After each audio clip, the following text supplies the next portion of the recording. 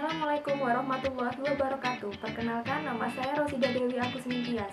Saya peserta Sarja PNS BPSDM Regional Jawa Timur Angkatan 70 Kelompok 4 dengan nomor NDH 32. Pada kesempatan kali ini, saya akan menjelaskan tentang sistem manajemen ASN.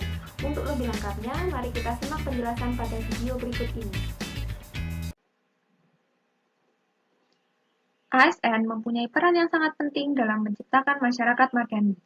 Banyak sekali tantangan ASN dalam mencapai cita-cita bangsa Indonesia untuk menciptakan masyarakat yang madani. Tantangan ini bisa dari luar maupun dari dalam organisasi. Oleh karena itu, ASN dituntut untuk menjalankan tugasnya dengan profesional dan bebas KKN. Namun, hingga saat ini, birokrasi negara ini masih menjadi hambatan pembangunan. Dilihat dari rendahnya kinerja pelayanan birokrasi dan masih banyaknya korupsi di Indonesia.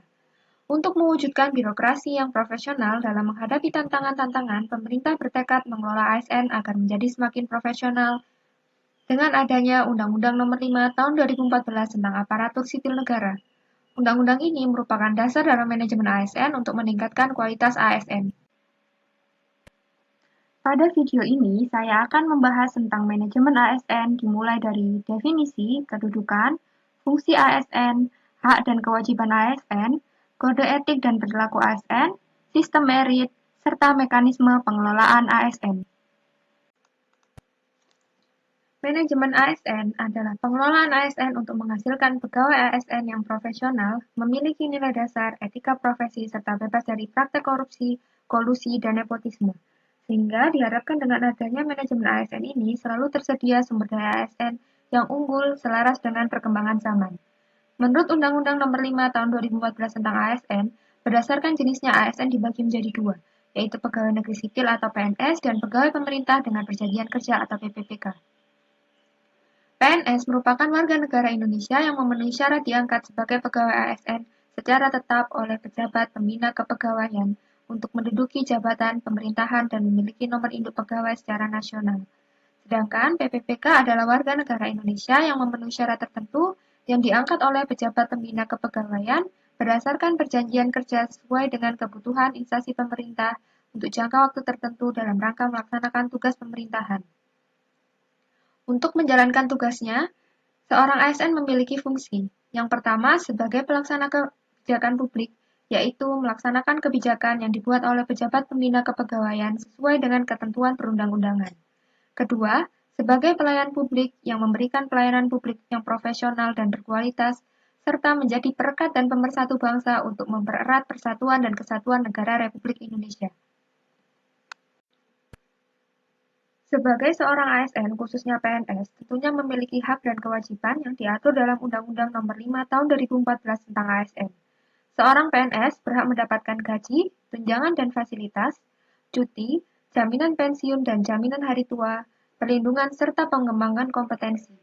Sedangkan sebagai seorang PNS mempunyai kewajiban untuk setia dan taat pada Pancasila, Undang-Undang Dasar Negara Republik Indonesia tahun 1945, Negara Kesatuan Republik Indonesia dan pemerintah yang sah, menjaga persatuan dan kesatuan bangsa, melaksanakan kebijakan yang dirumuskan pejabat pemerintah yang berwenang, menaati ketentuan peraturan perundang-undangan, melaksanakan tugas kedinasan dengan penuh pengabdian, kejujuran, kesadaran, dan tanggung jawab, menunjukkan integritas dan keteladanan dalam sikap, perilaku, ucapan, dan tindakan kepada setiap orang, baik di dalam maupun di luar kedinasan, menyimpan rahasia jabatan dan hanya mengungkapkan rahasia jabatan sesuai dengan ketentuan peraturan perundang-undangan, dan bersedia ditempatkan di seluruh wilayah Negara Kesatuan Republik Indonesia.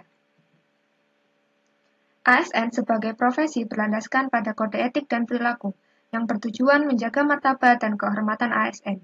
Kode etik dan perilaku berisi pengaturan dan perilaku agar ASN dapat melaksanakan tugasnya dengan jujur, bertanggung jawab, berintegritas tinggi, cermat, dan disiplin, melayani dengan sikap hormat, sopan, dan tanpa tekanan, melaksanakan tugasnya sesuai dengan ketentuan peraturan perundang-undangan, melaksanakan tugasnya sesuai dengan perintah atasan atau pejabat yang berwenang sejauh tidak bertentangan dengan ketentuan peraturan perundang-undangan dan etika pemerintahan, menjaga kerahasiaan yang menyangkut kebijakan negara, menggunakan kekayaan dan barang milik negara secara bertanggung jawab, efektif, dan efisien, menjaga agar tidak terjadi konflik kepentingan dalam melaksanakan tugasnya, memberikan informasi secara benar, dan tidak menyesatkan kepada pihak lain yang memerlukan informasi terkait kepentingan kedinasan, tidak menyalahgunakan informasi internegara, tugas, status, kekuasaan, dan jabatan untuk mendapat atau mencari keuntungan atau manfaat bagi diri sendiri atau untuk orang lain,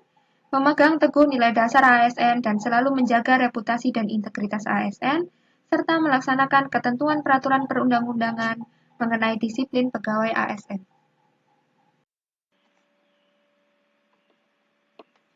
Selanjutnya adalah sistem merit. Berdasarkan Undang-Undang Nomor 5 Tahun 2014 tentang ASN, dalam pasal 1, sistem merit adalah kebijakan dan manajemen ASN yang berdasarkan pada kualifikasi, kompetensi, dan kinerja secara adil dan wajar dengan tanpa membedakan latar belakang politik, ras, warna kulit, agama, asal-usul, jenis kelamin, status pernikahan, umur, atau kondisi kecacatan.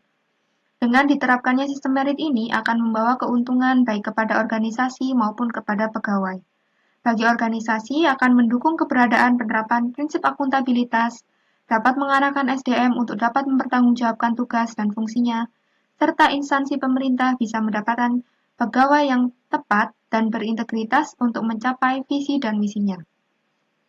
Bagi pegawai akan menjamin keadilan dan ruang keterbukaan dalam perjalanan karir seorang pegawai, dan seorang pegawai bisa memiliki kesempatan yang sama untuk meningkatkan kualitas diri. Berikut ini adalah mekanisme pengelolaan ASN.